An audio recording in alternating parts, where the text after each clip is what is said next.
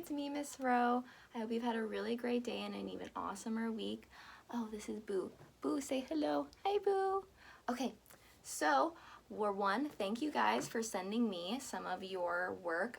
Keep it up, that's awesome. So today we're gonna be working on some salt dough imprints. So basically, there he goes. So basically, you kind of create your own salt dough using salt, flour, and water, and then you're able to mix it together, and you can actually imprint things on it. So, for example, I decided to take some nature, some dried flowers, basically things that are really important to you. I mean, you can imprint whatever you want on it, but personally, I would choose something that, again, is important to you. So I love nature, so I chose some dried flowers that somebody had given me, and then also a leaf. And then on this one, like you just saw my cat, I decided to get his paw print on here. It wasn't easy, but I was able to get his paw to touch on there. So, and I was able to even carve in his name, which is Boo, and I was able to put a hole in it and actually create an ornament out of it also, which is really nice. So if you're interested in learning how to make these and in making your own, then please continue watching. Some of the things that you'll need will include a medium mixing bowl, a 1 cup measuring cup, a 1/4 cup measuring cup, some flour, some salt, something to mix it with, and a rolling pin. Begin with your mixing bowl. And again, it doesn't have to be any specific size, just big enough to be able to hold some dough and be able to mix that around a little bit. So then go ahead and grab your salt and then grab your 1/4 measuring cup, and then you want to fill that all the way with salt. Once that's pretty even, go ahead and add that into the mixing bowl. Then you can set that aside for a minute. Then go ahead and put your salt away. You don't need it anymore. And then grab your 1 cup measuring cup and your flour and fill up that cup.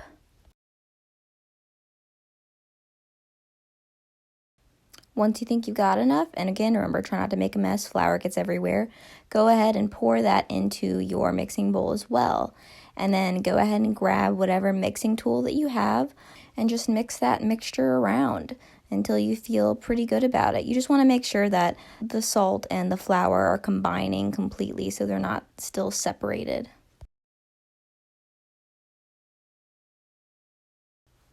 So once you feel good about that, go ahead and take that 1/4 cup measuring cup that you had from earlier, pour some water into it, and then you're going to want to add that to your mixture.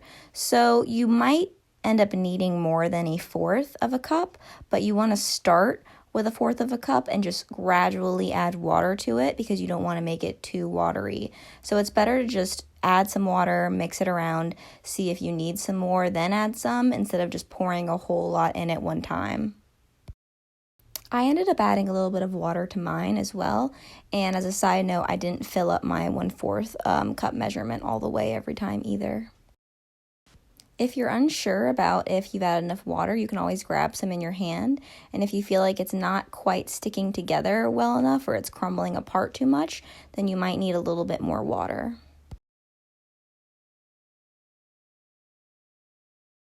If you check it and you feel like it's pretty good, like it's definitely staying together, it's not really crumbling apart, then that's a good sign. However, if you feel like it's sticking too much to your hands or sticking too much to everything, then you might have added a little bit too much water.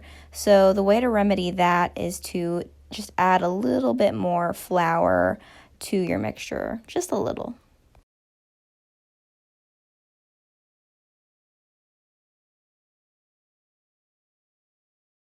Once you feel like it's pretty good and you've done your best, then you can go ahead and get that mixing bowl and the spatula and all that other stuff out of the way. Then you want to go ahead and find a flat surface. I mean, you could honestly just use your countertop, but since I was working on a desk, I decided to use this cutting board instead. Something to keep in mind is that you have created a pretty decent amount of dough from this. So unless you want to make one really ginormous piece, which again you could, especially if you want to put maybe your handprint on it. But if you don't want to do that, then that's fine. You can just take half of it and put it to the side. So once you have your dough, go ahead and start rolling it around your hands a little bit, and then just go ahead and splat it down on your countertop or your surface, and then grab your rolling pin and again just lie it very gently on your piece. Keep your hands straight, and you want to just slowly and very gently roll up and down, just back and forth a little bit. Again, it's very easy to get carried away, so you don't want to make it too thin and start rolling really, really fast. Okay, so after you've rolled a few times, go ahead and flip it over and turn it around, and then roll just a little bit more. You don't want to make it too thin, but you don't want to make it too thick either. So I would say that the about as wide as a pancake is the thinnest that I would get. Once you feel like it's at a pretty good thickness, then I would go ahead and just drop it back onto your surface. And so now you have two options. So one option is that you can leave it the shape that it is and not cut it out or do anything like that. Your other option is that you can either take a cookie cutter, mold, or you could just take an object and then you can basically trace around it with a toothpick and then kind of cut off the excess. It really just depends. It's up to you. Again, you could do a circle, an oval, a square. It's really anything that you want. If you're using a toothpick though, just try to do it a little bit at a time. This dough is pretty gritty, so it can kind of tear a little bit easier. So just take your time with it. So if you did decide to cut out your dough, then one issue you might come across is how gritty the edges are. So one just thing that you could try is getting just a little bit of water on your fingertip and trying to smooth out some of the sides.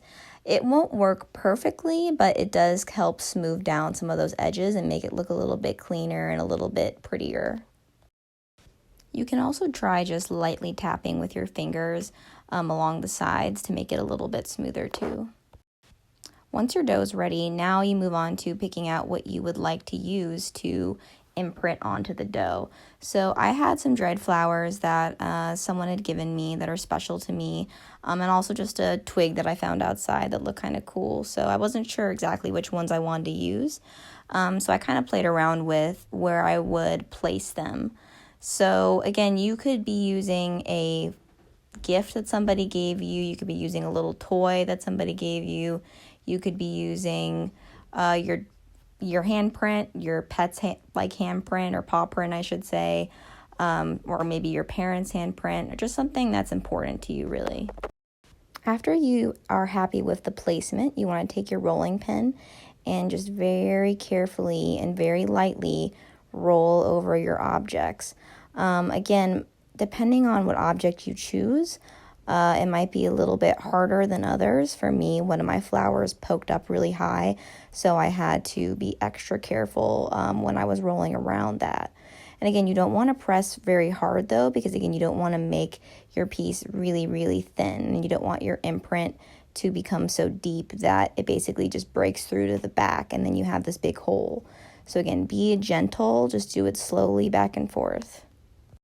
Also, another thing I should inform you of is that even though you cut out a shape earlier, it probably won't stay that exact shape, because after you roll your object on there and imprint it, it's going to change the shape just a little bit. So once you feel like all of your objects have been imprinted pretty successfully, very slowly just go ahead and take them off. Also, this is kind of a specific problem, but if you happen to use dried flowers or something that could perhaps fall apart easily, you might find that there's a few little itty bits that might have gotten left in the imprint. And if that's the case, just get a toothpick and just very gently just try to poke them out. So at this point, you could stop and just be done with it and leave it the way that it is. But if you want to make it into an ornament or something that's hanging, you can grab a toothpick and just very gently just kind of circle around and make a hole where you would like it. And this dough isn't going to shrink really, so just make it the right size hole that you would need it to be. So after you finished your imprint, you could just go ahead and just use that one, or if you want, you can take that extra dough and make a few extra imprints if you want to. but either way, go ahead and make sure that nothing's on your surface. And since I wasn't working in my kitchen for this, I'm going to take this over to my kitchen. And I'm going to bring it to the oven. So one important thing to note is that you don't actually have to bake your salt dough imprint. You could just leave it drying for a straight 24 hours and it would just dry naturally. Or if you don't want to wait that long, you can bake it. And I'm just moving it from my wooden cutting board over to my actual tray. And be very careful when you're moving it because it is pretty soft, so it's pretty easy to kind of get it bent out of shape. So if you need to tap it back into shape, then do that. What you're going to go ahead and do with the oven is set it to 200 degrees and you're going to bake it for 2 hours. So some of these you'll notice from before, but the other ones I basically was able to make the day before filming this. So they are already baked and ready to go in terms of getting ready for color. So I just wanted to show you, I again used some different types of just nature that I found around. And again, there's my little boo paw print. And I did color these with marker, which is one option that you can use. Any marker is fine. But you can also use watercolor paint if you would like, or any other kind of paint that you have, honestly. Luckily, the salt dough basically will take color very easily, so you can use kind of whatever materials that you have. For the example that I'm going to show you, I decided that I would use markers since I figure most people have markers already on hand and they're a lot less messy. So I'm going to go ahead and choose this one to show you how to color in. When you're picking out colors, you could choose to use the color of whatever that object actually is, or you could just choose some really fun colors that you think would just look really cool. So this flower wasn't actually this magenta color, it was more of a purpley color, but I just thought that that would look pretty. So when you're using marker, you just want to make sure that you are not pressing down super duper hard because again, you don't want to ruin your marker. But again, just kind of lightly going over all those areas, trying to see the imprint and follow it as much as you can, kind of like a guide. If you need to go ahead and kind of just dot in certain areas or certain crevices, you can do that as well. If there are any hard to reach places, of course, do your best to try to get in there, but if you can't, it's not really the end of the world. The great thing about this kind of imprint is that even if you can't reach every area with color, it kind of still just looks cool just because of the texture that your imprint left. So just don't worry about it too much. It's not, don't sweat it. For the next part that I'm coloring in, the actual thing I used to imprint it was that twig that you saw earlier, but I didn't really want to color it brown, so I decided to color it blue because I thought it kind of looked like a river, and I thought that would be kind of pretty. So again, you don't have to even color it the real color that it is. For the last part of my imprint, I decided that I would make the flowers kind of this nice mustardy yellow color, and then I would go in with a little bit of green marker, kind of just to show like the stem/leaves. If you wanted to, you could always choose to color in just all the area around the imprints, but I decided to leave it natural just because I thought that it would look nice. So at this point, if you didn't put a hole in your piece, then you could be done. But if you did put a hole in your piece and you want to turn it into an ornament, then I'm going to show you how. So you can grab some ribbon or some yarn or some twine and some scissors. So you could always just, of course, put the ribbon through the hole and then just kind of do a double knot at the very end to tie it. But if you want to make it a little bit fancier, what you can do is basically fold your ribbon in half, and then you want to poke that part that's folded all the way through. And so then you can kind of create a loop, and then you can push the rest of the ribbon through that loop, and then you can pull up. So that kind of creates a little bit prettier and a more presentable hold. Then you can go ahead and snip off any excess if there is some, so the ribbon pieces are the exact length.